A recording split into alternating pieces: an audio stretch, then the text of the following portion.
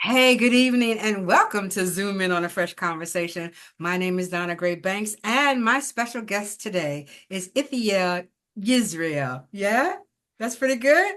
We're going to call him Sure. AKA Telly, so I don't mess it up again. Thank you for being here, Telly. He is a producer, a writer, a film editor, and more.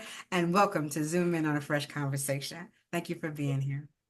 Thanks for having me. Zoom in on a fresh conversation is brought to you by Eilish Diamonds LLC, Lee's Press, a Dante production whose jazz series continues at Cinematique on August 11th with Adam Kornecki. And I'm hosting Motown and Mo. Please come join us October 18th and 19th. And of course, it's the Fresh Book Festival, which is February 20th through the 22nd in the year of 2025. This is our 14th year. 14 is a number of transformations. So it is going to be amazing. We're going to bring some authors from the past that people may have forgotten about, but laid the path for us, the ones that are here now. So please join us. Registration opens up September the 1st. So go to www.freshbookfestivals.net and sign up as of September the 1st. If you have any questions for Telly, please leave them in the chat room. And this conversation is being recorded. Good evening, Telly. Please take a moment to introduce yourself to the audience. Hello, Fresh Book audience. My name is Ithiell Yisrael. Most people call me Telly because they have a hard time saying that first name. Um, I'm a filmmaker. I produce not just films, but TV shows and videos, commercials, and things like that. So I'm in film and video production is probably the best way to say that. I produce, direct, edit, and shoot. And so the question I have for you is when you were a little kid, were you the ones who gave scripts to everybody in the family and they had to stand up and say a script and take pictures of your aunties and stuff? I mean, when did you know that you were this was your direction? I started, I think, really young, 9 years old. I was asked by my school to direct a play about Moses and the Exodus, and I was into stories at that time, and I think my love for stories grew into a love of creative writing, and then that grew into a love of photography when I picked up a camera and looked through it for the first time. And I just liked the way the world looked through the lens. And that bug caught me more than anything else. So I tried to put my eye to a camera every chance I got. And so I would, like, if my brothers or cousins were standing around and talking, I'd be the one floating around them with the Right. camera. And so did you go, you're probably too young for this, but did you have to go through the camera where you had to wait for the picture? No, no, you were past. Polaroid. Yeah. I was the Polaroid era, but no, we had to send off the film and then it would come back. Hmm. And Or take it to that, a store, CVS right, or that was Walgreens, and then yeah, wild. yeah, yeah, yeah. Wow, we've come a long way with that kind of Um, um, 35 millimeter film, sitting around yeah, waiting 5 weeks to get your pictures back. right. Uh, I have some film on reel to reel. I really need to have it converted because that's precious stuff. yeah, For and when time and temperature will eat that up if you don't. Yeah, it's probably kind of eaten up now, but I need to take a look at it, because it's pretty old. But for those people who have that kind of film still around, get it done because you'll never get those days back, right? You'll That's never. for your own movies. There, my father used to have a bunch of 35 or 16 millimeter films in the garage, and he kept them packed up and thought they were okay until he went to open them, and They it dissipate it pretty much. melted or Yeah, bugs and things have gotten in there. So yeah, you want to you want convert to take those. care of that. So, how many positions slash jobs have you done in the industry to reach your current successful point? That's a great question. Yeah, I don't the exact number. It's probably 10 or something like that. But I started out as an art department PA on a movie called Ride that the Hudlin brothers were producing, Reggie Hudlin and Warrington Hudlin. who made Boomerang and House Mm. Party and all. Hmm. Then I was a PA for Spike Lee on He Got Game on and a bunch of other films after that. Um, I've been a grip and electric, first AD, second AD, second AD, key PA. I started being a cam op, gaffer, director, and producer. So that was the trajectory. So So I PA came is kind of like the first thing people do. What is yeah, that? yeah, like So right. Be that's the a guy person that that works for the producer. no, well, Oh, no, that would be a producer's assistant. But okay. an assistant, production assistant is a sort of A a runner, gopher runner. Depends on what department you're in. But right? yeah, you might be running to get coffee, you might be babysitting an actor, you might be making copies, whatever is needed is what you're doing. I think Yeah. Crystal, I don't know her last name, was a PA to Tyler Perry, right? And used to put his wardrobe together, that kind of thing. And I think now she has her own, she's on a series with him. So you can, you can project from that particular It's position. like at a company, you can come up from the mailroom if you've got education and skills. And for those that have it, they rise up and they come out of that PA level. I wanted to be behind the camera. I wanted to, understand lighting, and so that's sort of the direction I took initially. So technically, how has the film industry changed? It has Immensely, become probably. it's less expensive to a degree to make a film. We used to run 35 millimeter film cans, and 1,000 feet gives you about, I think it was 4 to 8 minutes or something like that. So, when you shot a reel, you had to run and go get that developed and get the print back and then cut that up. So all of that's over because of the digital era, and they're saving movies on cards this big now. Just tiny Mm. cards fit in the palm of your hand. That's where we are now, and to some degree, it's cheaper. In some regards, if you're trying to get high end equipment, it's very expensive still, but you can get a movie done cheaper now than you ever could before. Does it still take the same type of nuances? Like you got to have all the people on at the end of it, who the booms are, all that's still in play? Yes. You still need the crew, and it's best for efficiency. In terms, there's so many things to sort of manage. You need a person on all those things, and the more people you have to manage, the different aspects of production, the faster it gets done. If you have one person wearing too many hats, you're liable to make a lot of mistakes. You're liable to forget a lot of things, and then you'll be in the editing room wishing, and regretting not having more people on board. So We crew save last year our filmmaker was Denise Myers, and she did a music video where they were in this older house, right? And it was a silhouette from the window to inside with the the sun setting in the back while the young lady was singing. And I was thinking, if I wanted to be in the industry, I would want to be a sight person, somebody who would go out and look for, just the right site to shoot something. How important is that? extremely. So we call those people location managers, I think is Okay, what you that's what I want to be. they go out and find locations for the script, for the scenes in the script.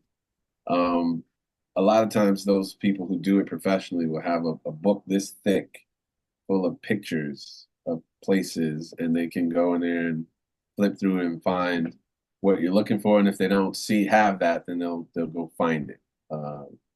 Literally go out and hunt it down. But that's what they are, location managers. And when you have a good one, they negotiate the deals between the production and the property owners for the time that we need to shoot there, facility usage, et cetera, et cetera. Because there are logistics to making films, not just the part we see in the movie. Everything that's happening behind the scenes. is When you're in the middle of trying to find a place to shoot, do you have to get permits and stuff from the city and the people and the traffic and how hard is you, that? you have to get permits if you want to use city property. As long as the city owns it, then you'll need permission to shoot there. If it's private property, then you need permission from the owners to shoot there. You don't need a permit for that. So the city issues permits to shoot on public property. That's what they're for. And to ensure that the city is not liable for anything that you do, uh, during your production. So as Anything that, a producer, filmmaker, you have to have a certain amount of insurance, right? correct. They have Yes. to, yeah, that goes along with the shoot. And if you have to close down a street, what does that take? If it's a state street, it's one thing. If it's a city street, it's another, right? Is that how that goes?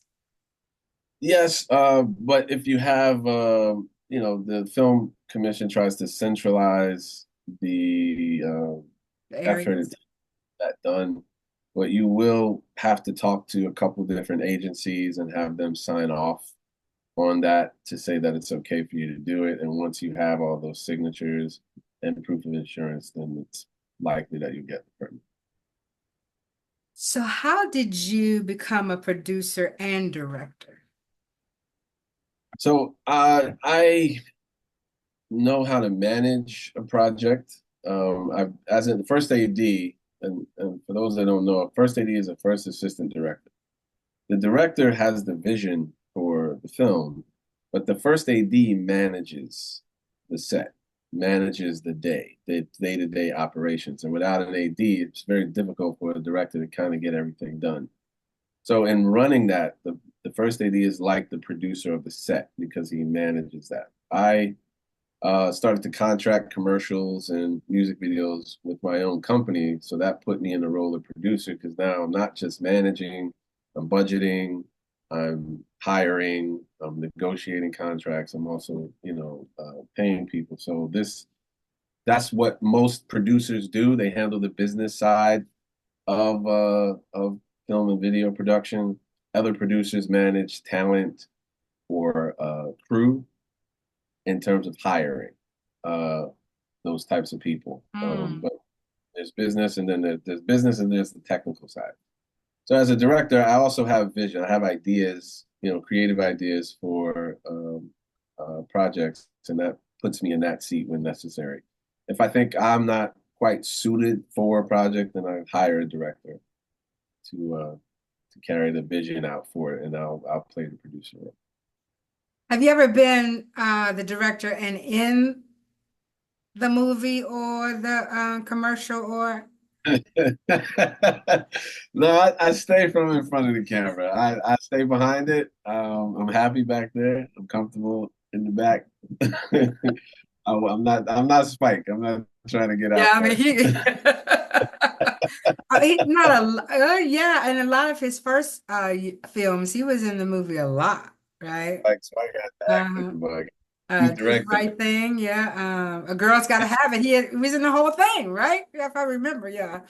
Um, Yep, the right thing. Malcolm X. He was in mhm. almost He everything. was not in More Better Blues. I don't think I think he was he was. Oh, it was very short there. small part. Yeah, Yeah, I just I remember the guy from South Carolina coming up to help him. What was his name? that was what Denzel and Wesley Snipes, right? No, It was oh shoot. Yeah, He did Denzel. He was. Ocean's 11. He did It'll Come to Us. You don't make me look it up, but I know, Denzel. right? I He was in think Ocean's 11. Denzel. He's been in a lot of stuff. No, I can't. If you guys know who it is, just put it in the chat room. Because he's an excellent actor. I can't believe we can't think of who that is. So, what is a DP? What is that? Producer, director. A DP is Um, something different. Who is a it? DP Somebody is the say, director of photography, okay. and another term that we use is in the industry is cinematographer. So that is the person responsible for how the film looks. They manage the camera and lighting department. And so for every frame, how the camera moves, how the characters are lit, how the background, all of that is the DP's vision. So you have your director who has the vision for the overall project, and then you have the DP who has the vision for how this script should look. And he's determining how to light scenes based off the script, the emotion of the script, the same way the director's considering the feeling and the emotion and Mhm. the story for the actors. The DP is doing that for the camera. Eh, So there's a lot of people, even for It something can as be. It can. even for something as small as a commercial or a music video. What is it, 10, 15 people or more? You can have a crew as small as probably 8 to 10 people, depending on the project, the budget, and up to 300. It all depends on, how big the scope of the work is and what you need people for. And when you're out there, how important is the time of day? I mean, you have to shoot at a certain time, or when at this particular that thing I talked about, the sun had to be going down at a certain time.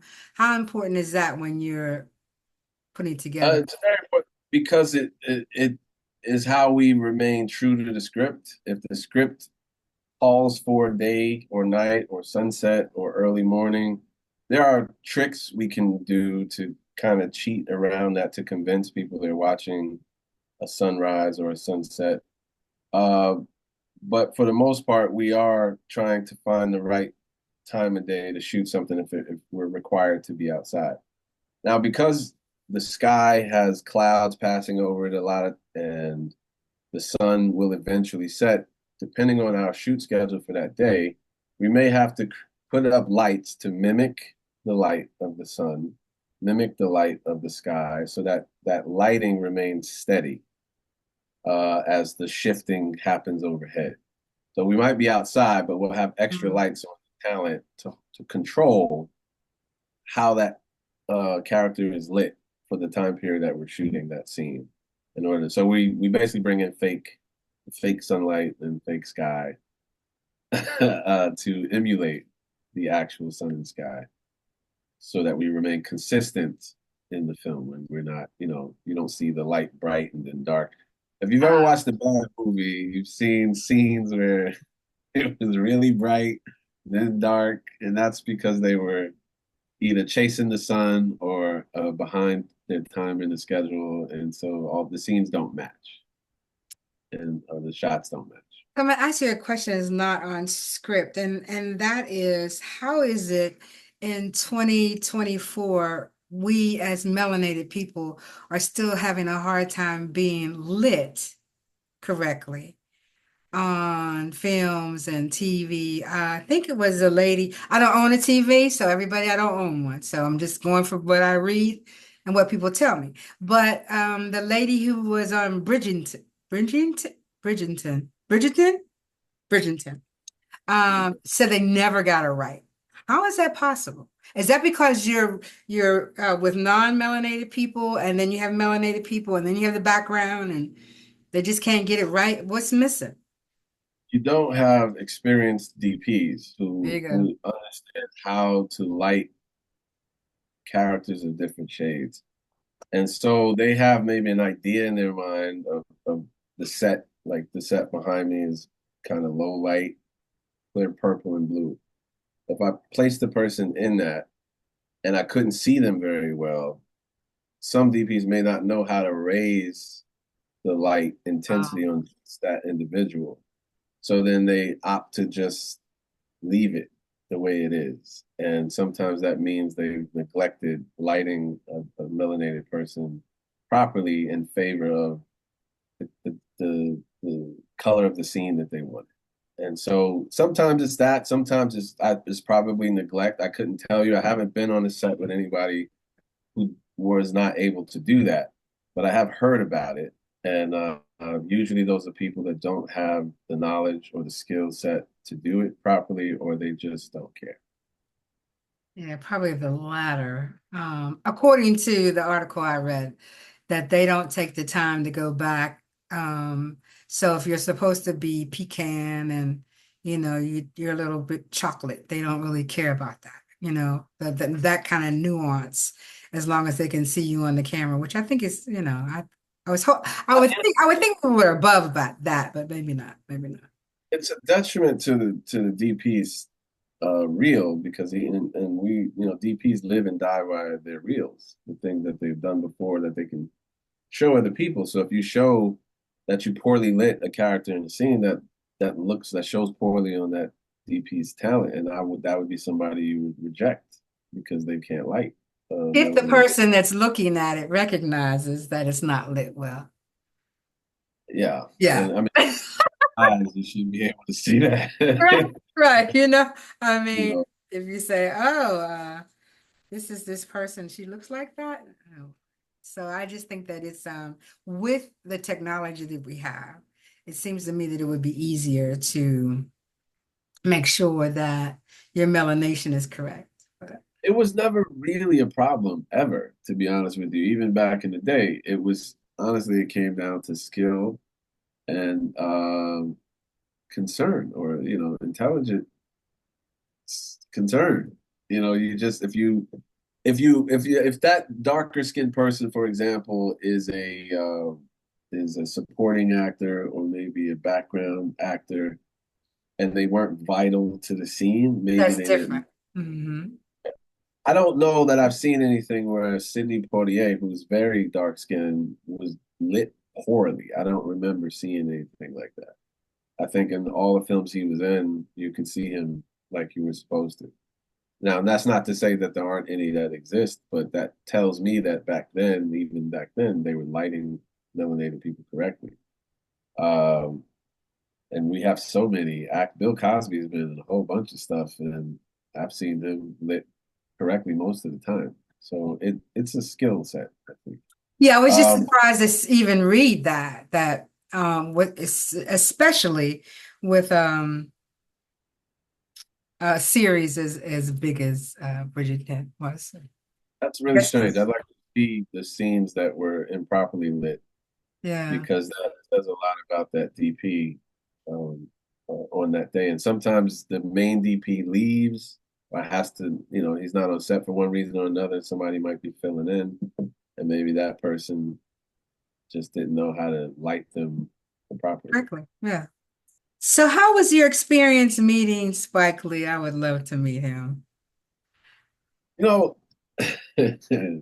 Spike is an interesting guy. I Yeah. love Spike for all that he's done. I was, I think, 20 when I met him, and he was sitting on a car on the set of He Got Game, and I was standing there, and I'm like, I gotta talk to him, man.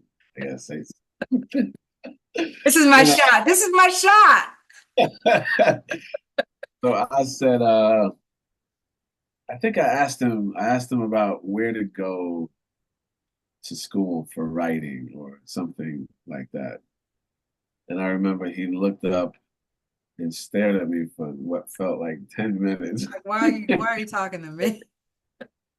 And just gave me a really generic answer. And then it went back to the script. And maybe he was meditating, maybe he was focused on what we were shooting that day. I don't know, but I remember going, that's it. Not gonna That's give me all. anything else. Yeah, yeah, yeah. But I saw him again a couple times after that, and he's different offset. So I think I caught him at a bad time. But he's a real guy. You know what I mean? Yeah. He's a street dude, and he's not street, street, but Spike loves when you talk to him straight up. He's not with all the fluff and all of the Hollywood fanciness. Well, I just love the fact that he moved back to Harlem. I just thought that was, I mean, it took all the rents up, but but it was Spike really moved to nice. Harlem? He was in Harlem for a while. I don't know if he's there now, but he moved there when William Jefferson Clinton moved there. Oh, you mean he lived there? Yes. Okay. Yeah. I thought he was in Brooklyn, but maybe yeah, you might be right. I'm not sure. Well, he went back to New York. Maybe I'm wrong. But whichever place he went to, they were great to have him, but then, everything skyrocketed. And I don't think that's the reason why he went back. I think he just wanted to be back in a habitat that he was familiar with. But Yeah, I'm glad that he did that. diehard New Yorkers, especially Brooklynites, it's very difficult to leave the neighborhood behind because it's so much of what defines their personalities. And if you're kind of a raw, brash kind of a person, which a lot of those types come out of Brooklyn, you don't really fit in a lot of other places because people Okay. take offense to your brashness, your abrasiveness. Where back home, it's easier to accept because everybody's like that. You can talk trash and it's not Yeah. taken. I think a lot of New Yorkers are kind of just straightforward, don't, no Well, chaser, right? I love about my hometown, Harlem is where I'm from, and people are very direct. You know where you stand with them. There's no ambiguity whatsoever about whether a person likes you, whether they want you around or not. You will never be confused. So you have to have pretty thick skin. Yeah, Yeah, pretty much. I probably wouldn't most survive there. New York are thick skinned, but it serves you, I think, in a lot of places in life where things might depress you or weaken you through what somebody says. You can wash all that off and keep it moving because New York It's just throws what every it is. Yeah. training ground. So why do you think that most cities don't understand the endless monetary assistance they could give small businesses if they would open up their cities to filmmaking? Why don't they understand that? I think, like some art forms, maybe painting or drawing, they see it as a luxury. Some see it as something that they just have never taken seriously. I know when I came to Florida, they have a film commission here in Jacksonville, and they had a film incentive in the state, but they got rid of it back when Governor Rick Scott was governor. And if they really understood what the benefit of that was, the terrible mistake. A lot of the shows that were being shot here, Ballers, which was Oh, the doc, right. Yeah. shot down in Miami. And as soon as the incentive left, they moved the show to LA. So it was a huge attractor for business, for a film anyway. And that, brings money to hotels, brings money to crew Everybody, members in the state. you Yeah, know, trucks, transportation, rental cars, all kinds of caterers. You caterers. would Yeah. use local catering companies. I could use a different one every day you're on set, that type of thing. Yeah. Yeah, so it's good revenue, especially. I mean, look at the city of Atlanta. They're getting it all right now, right here on the southeast corner of the United States because we don't have an incentive. North Carolina, I'm not sure if they still have theirs, but Atlanta is getting all of the business, all of it. And yeah, why don't people see that? I mean, I don't have anything against Atlanta getting all the business. I love the fact that they celebrate melanated businesses and some of the things that are done there. I think that that's important. And I love their product placement. I Let's don't talk think that they don't see the benefit. I think they do. It's just depending on who's running, who's influencing politics at that time. uh, depending who's in the Senate or who's governor, that may not be something they care about. That particular yeah. individual. So it's champion forward. They're not moving new policies to, you know, undergird the industry in this state. And so we're all lacking to that degree for that reason. But there are a lot of people who do care about it and who are out there pushing to bring the incentive back. And I'm not sure if DeSantis, who's current governor, is on board for that or not. But I know there are politicians that are trying to get the incentive reinstated. You can tell when the winds have changed. I worked for city government a long time, and so I used to go to the dais and they say, "Hey, Donna, how you doing? Yeah, anything you want." Okay, good. And then, then the commission changes and you go up and say, here's my agenda item. Here are the things I want. We're not doing that. Right. Right. You know, They just don't care about yeah, we're not doing that. Anything else you got? So, yeah, you can really, it. huh? Like, What'd you say? gotta speak their language. You know, it's about interest. And you know how maybe you're not interested in pickle jars. You know, when somebody come to you with a pickle jar business idea that they want you to fund, and you're like, eh, I'm not doing it. eh. I think that's how it is. It's not their cup of tea. It So doesn't do anything for their constituents. Yeah, it may do things for other constituents, but not theirs. So understand that you're not a fan of green screens. Do I get that from you, or am I making that up? no, no, I'm not. I wouldn't say I'm not a fan of greens. They have their place. um, they have their place. You know, I think in some places they're overused. And if you've ever looked at a film and you could tell that the background was digitally generated or that, the landscape you were seeing wasn't real, then they've taken you out of the film. So I would prefer a hard location over a digitally manufactured one. It all depends. Some things I saw in Iron Man, for example, were digitally, they were great. And in Mm. other films, they just weren't. So it depends on the usage, but I don't mind green screen. I'm okay with it. So I understand you have a project concerning sexual abuse. Can you expound on that project for the audience and let them know how they can assist you in some way?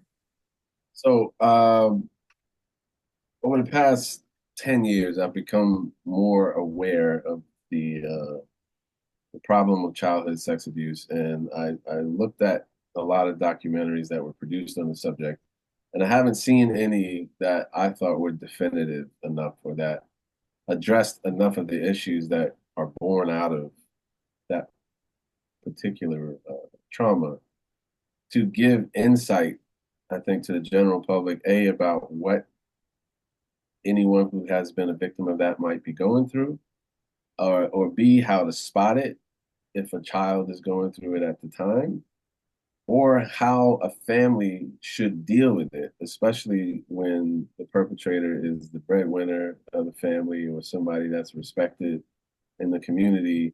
It becomes very difficult for some people to deal with that head on. And so I wanted to produce a documentary that addresses the uh, character issues, the psychological problems that are born out of that, so that all of us can begin to recognize more when somebody is a victim of that. And I say that because unfortunately, members of my family are victims of that. And when But what you're do you being, do when somebody says, cross your heart, hope to die? You're not going to tell. huh? Your friend, you'll say, "Oh, I'm going to tell," and they say, "Cross your heart, hope to die." I'm not going to tell, right? That's the kind of thing we were going through when I came up. You couldn't tell nobody that Uncle Charles was putting his hands on you. You better not, right? Right. Well, Um, they're threatening kids that they'll kill them if they say anything, or I'll kill your mom if you say something. And then sometimes it's done in a more subtle sense where that child is so neglected by mom or dad that they're starving for attention. And then that person just lulls them into abuse with the attention that they give them. So it becomes a conflict that the child wants the attention but doesn't want the touching, and there's yeah, but some we're not people, just talking about girls. no, boys and girls Yeah. get it. They say 3 out of 5 boys and 4 out of 6 girls, but out of the people I've interviewed, it's close to even. Yes. It's not just men doing it to women, girls, or men doing it to boys. There are women doing it to other girls. There are women doing it to boys. And I think some of the stigmas and myths around who's doing it, what class of people are doing it, what religious group might be more responsible than others, none of that stuff matters. There are zero boundaries, economic, religious, academic, or otherwise, that prevent this from happening. So, but So let's talk about the difference between abuse of a young man and abuse of a young woman. Okay. So, in a young man, he's like, oh man, I got it. Here I am. I'm only 10 years old and I got a babysitter who's 17 and we're doing it and everything is good. And he doesn't realize his sexual misconduct in his mind of what he should have until later because there's still that myth out there, the more notches you have on your belt, the better. So you don't have that with a female. So the males, I think, keep it in a lot longer, maybe, or never talk about it.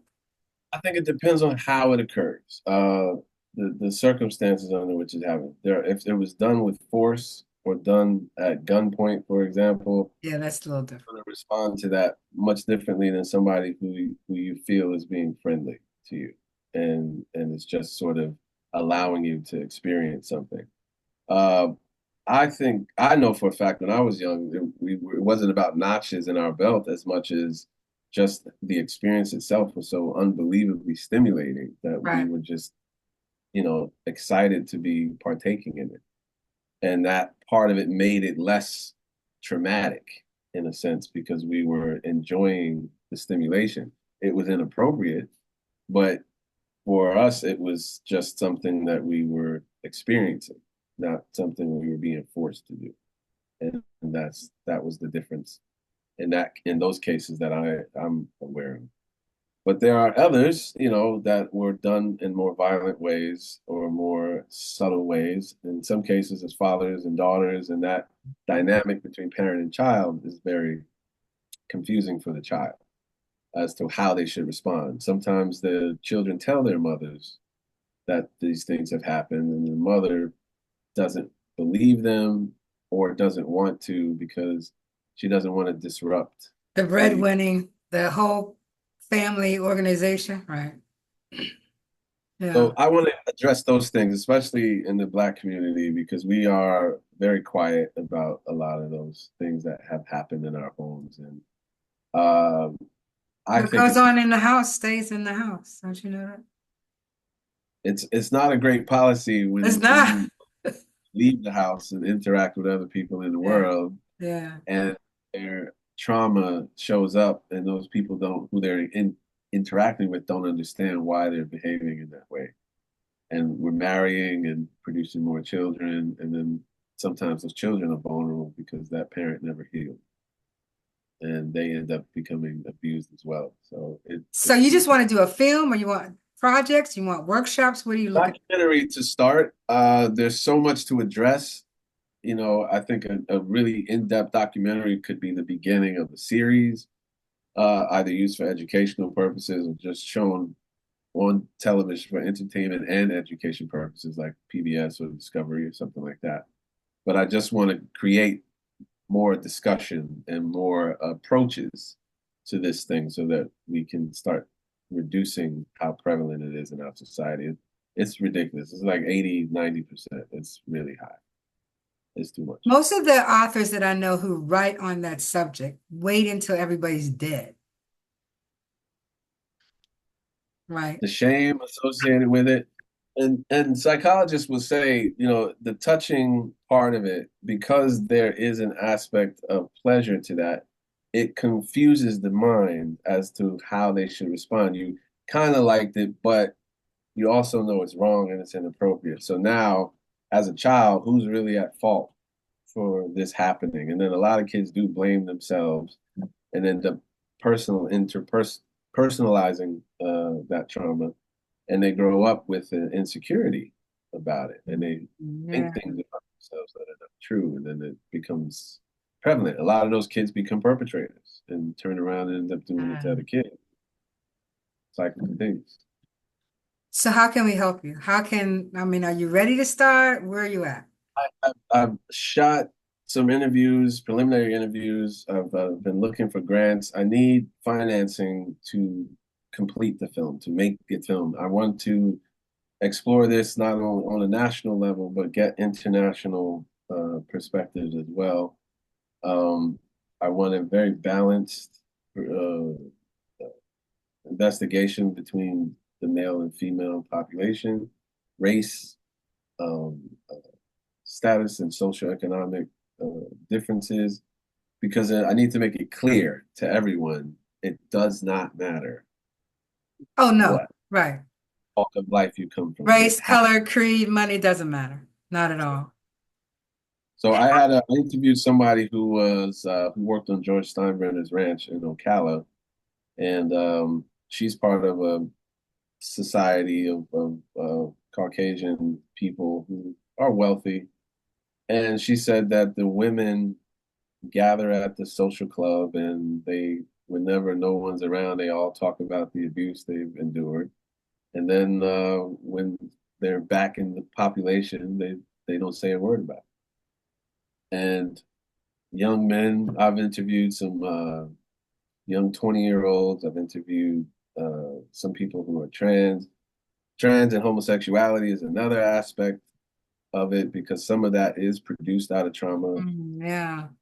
We hear or talk about enough of, I think, in our discussions about homosexuality and transgenderism. But some of that is brought on by sexual trauma.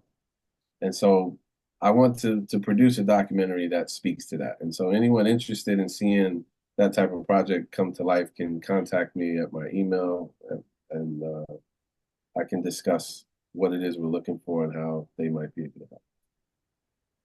So I had a conversation with someone who thinks that it is systematically um, being done to Black males uh, so that they will not procreate. This could be true. If that is true, then the question would be how are they influencing Black males to behave that way if that was the case? Um, Well, I don't, some of it starts in the prison system. sure. Sure. And again, because of the fact that they are in prison and they have long sentences, some people engage in that behavior because they don't think they have another option, or it's a way to blow off steam being locked up like that. But everybody doesn't do that, and everybody doesn't come out desiring that.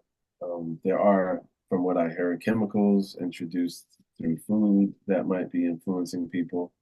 But culturally, at the moment, it's so prevalent and so open, Accepting. appears Mm, as an option, mm. uh, even if you're not really that way. And I can say that because I've interviewed people who have said that. I thought I was because of this or that. Hmm. Later on, changed their mind. So it's like if you're really that, you don't go in and out of what Right. you are. You can't, not one way or the other, right? Yeah, I agree with that. There's a lot of nuances to it. So I Hmm. don't think there's any one thing, but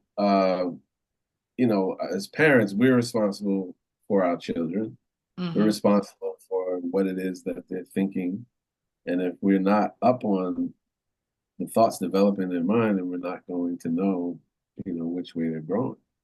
What And about a session where a victim is talks to their abuser?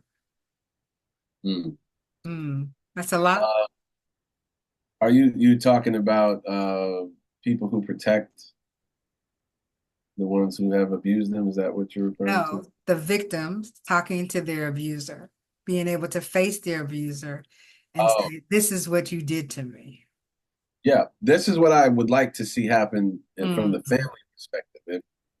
We think we need the authorities to engage in everything that is problematic in our lives. And sometimes I think, it takes a family to deal with it.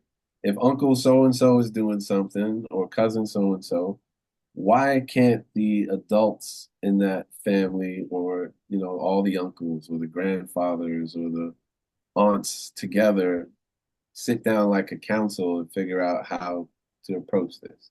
mm. And maybe bring that person in, whoever they victimized, into a place that can settle the issues between them and find something suitable to remedy the damage that's been done.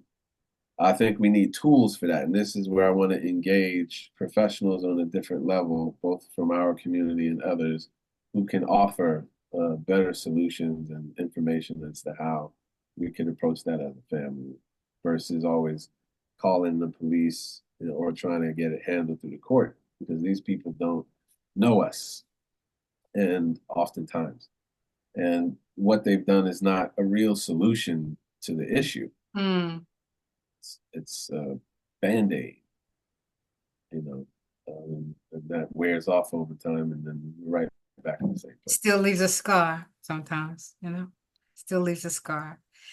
So thank you for being on Zoom and on a fresh conversation. Is there anything else you'd like to touch on before we say Um, goodnight? I am currently adapting a book into a screenplay that will eventually make its way into a film.